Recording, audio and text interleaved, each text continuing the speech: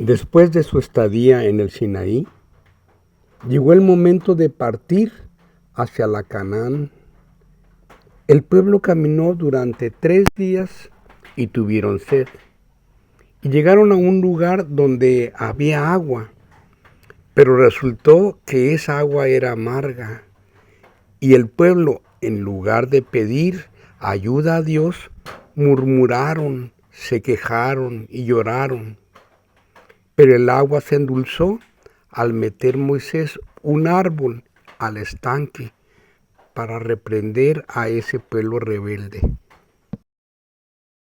El antitipo en el remanente fue cuando los pioneros adventistas pensaban que la purificación del santuario era que Cristo vendría a la tierra en 1844.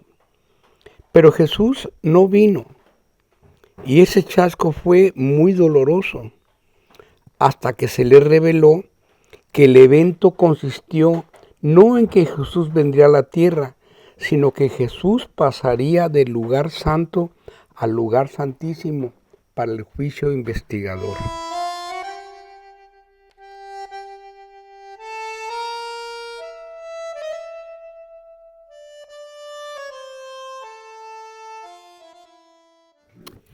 Dios deseaba que Israel fuera un pueblo sano y que no hubiera enfermos en su peregrinaje a Canaán, y les dio ordenanzas específicas para ellos. Les mandó maná del cielo como alimento, pero al tiempo la multitud mixta incitó al pueblo a pedir carne para comer. Dios les concedió codornices y comieron hasta la repugnancia, y muchos de ellos enfermaron y murieron por las plagas que Dios les mandó. Esta historia se encuentra en el libro de Números 11, del 1 al 36.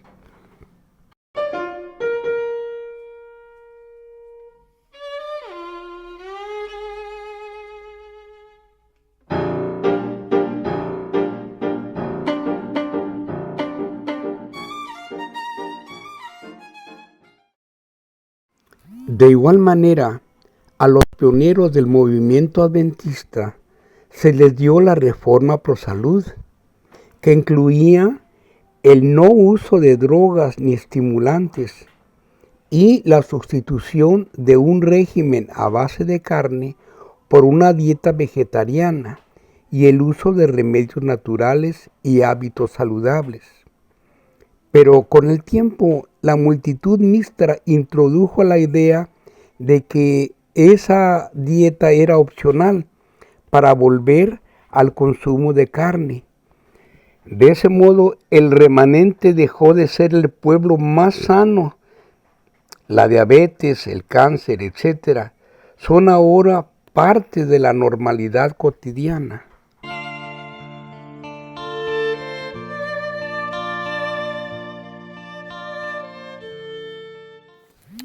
La última generación, antes del regreso de Cristo, cuando cansados de la enfermedad, el pueblo volverá a la obediencia, dejará el consumo de carnes, de drogas.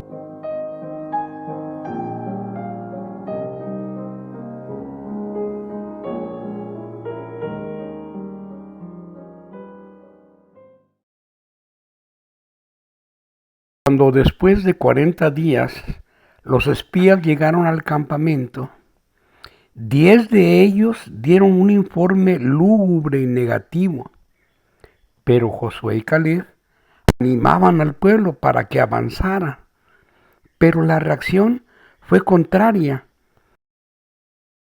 El pueblo reaccionó tan violentamente que tomó piedras para apedrear a Josué y a Caleb, y solamente porque Dios los protegió no lo hicieron.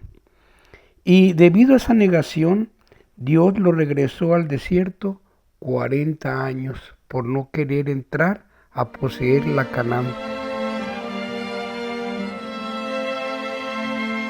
El paralelismo se cumplió cuando Dios, en el tiempo moderno, Escogió a 2 personas para llevar al permanente en su último tramo hacia el cielo.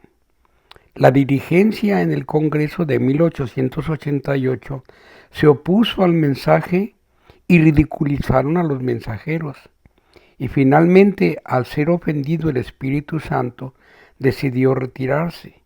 Y de esa manera se retrasó significativamente el regreso de Jesús hasta el día de ahora.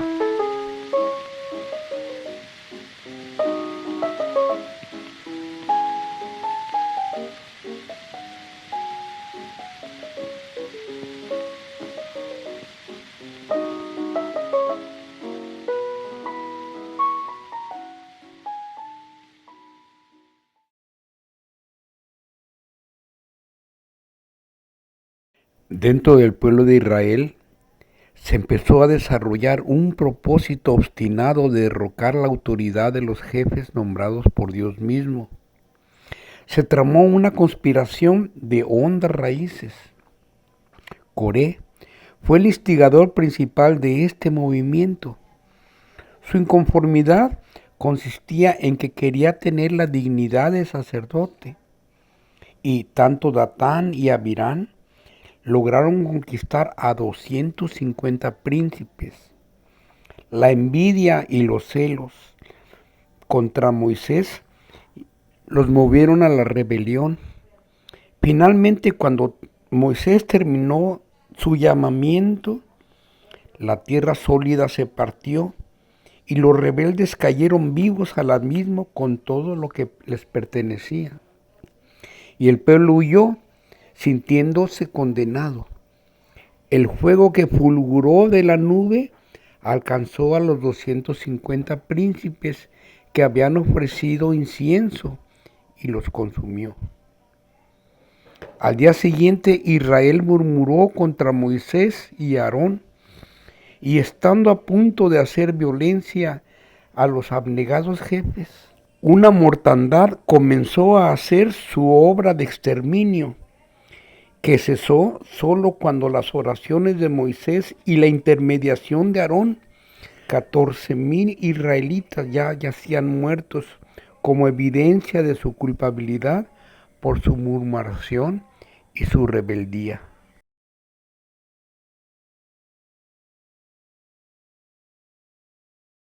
El antitipo de la rebelión de Coré lo encontramos en el remanente cristiano de 1900, o sea, el movimiento adventista. Uno de los adventistas más prominentes fue el doctor John Harvey Kellogg, director del sanatorio más grande de los Estados Unidos. Este eminente médico expuso sus ideas panteístas, que en síntesis era la creencia de que Dios no es una persona, sino una inmanencia que lo penetra y actúa todo a través de la naturaleza. Esta idea la cristalizó en su libro The Living Temple, o sea, el templo viviente. Esto era una amenaza a los fundamentos estructurales del remanente adventista.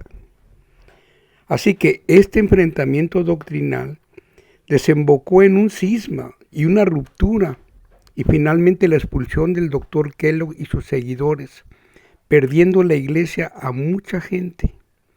A esto, la señora Elena G. de White llamó la apostasía alfa, que no cesaría hasta convertirse en la apostasía omega, con cambios asombrosísimos en el cuerpo doctrinal del movimiento adventista. Los efectos de esta rebelión fueron muy dolorosos, no solamente por la pérdida de tanta gente que salió engañada, sino además por la pérdida de las instituciones más importantes en Battle Creek. La gente pudo ver el desagrado de Dios en esa rebelión apóstata, permitiendo o, si no directamente, incendiando tanto el sanatorio como la casa publicadora en Battle Creek, como recordatorio de que nuestro Señor no toma con liviandad la apostasía ni la traición de su pueblo, que está por ser trasladado a la patria celestial.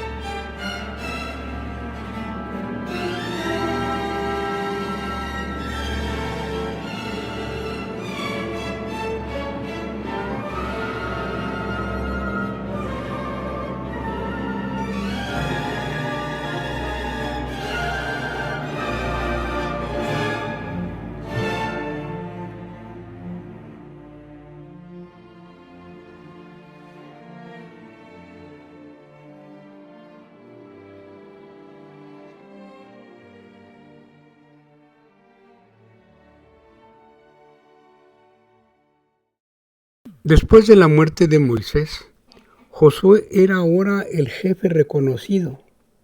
Fue escogido divinamente para dirigir a los ejércitos de Israel en su entrada triunfal en la tierra prometida. El río Jordán presentaba la primer barrera para la ocupación del Canaán, y del otro lado se encontraba Jericó, otro obstáculo formidable para el éxito de Israel.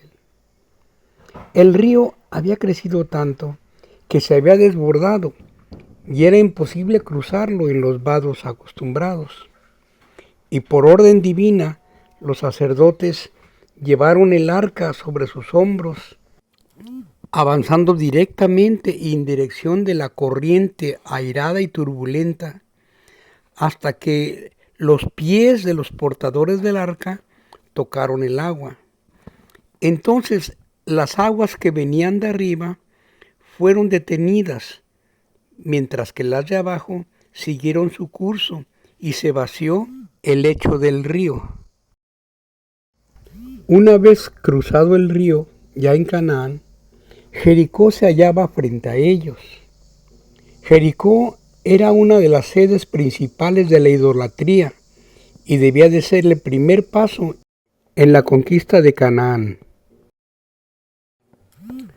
Solo debían marchar alrededor de la ciudad durante 7 días, y al final de la 7ª trompeta del último día, las trompetas prorrumpieron en un ruido atronador.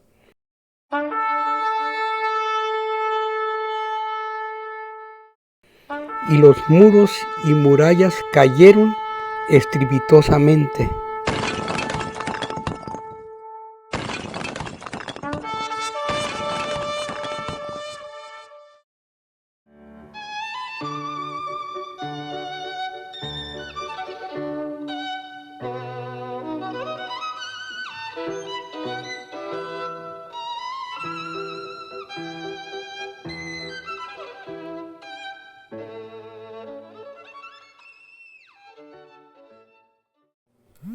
Habiendo ya conquistado la parte meridional de Canaán, la tierra fue distribuida, y ahora el pueblo pudo ver que en verdad esa tierra era muy hermosa y con provisiones abundantes.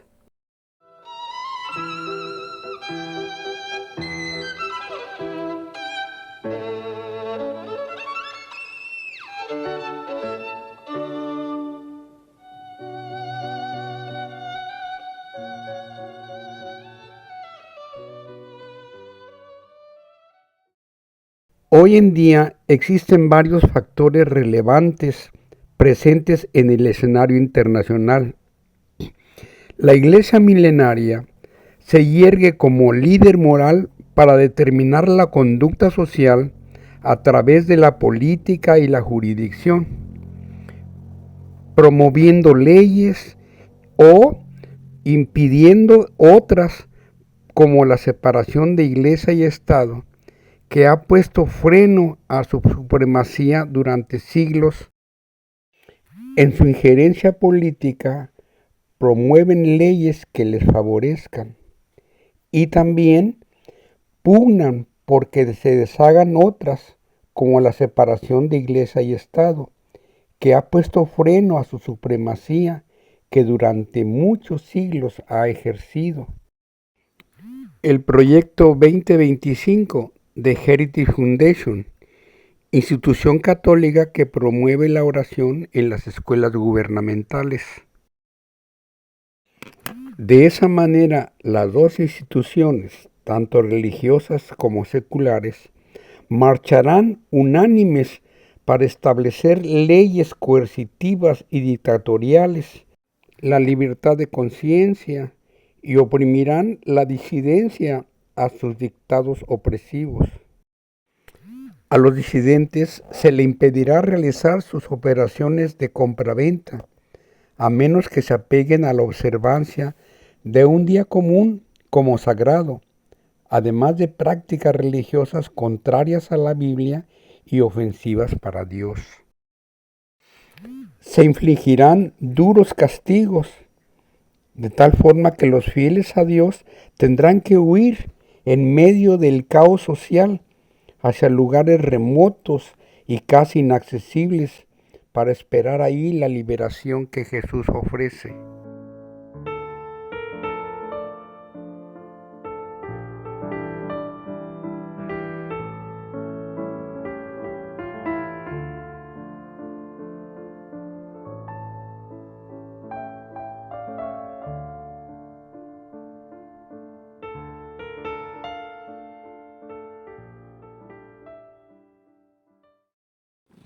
Al mismo tiempo, el juicio investigador termina. Cristo deja de interceder por los pecados, acaba el tiempo de gracia y se cierra la puerta de la misericordia. Y caen las plagas a un mundo rebelde como preludio del regreso de Jesús.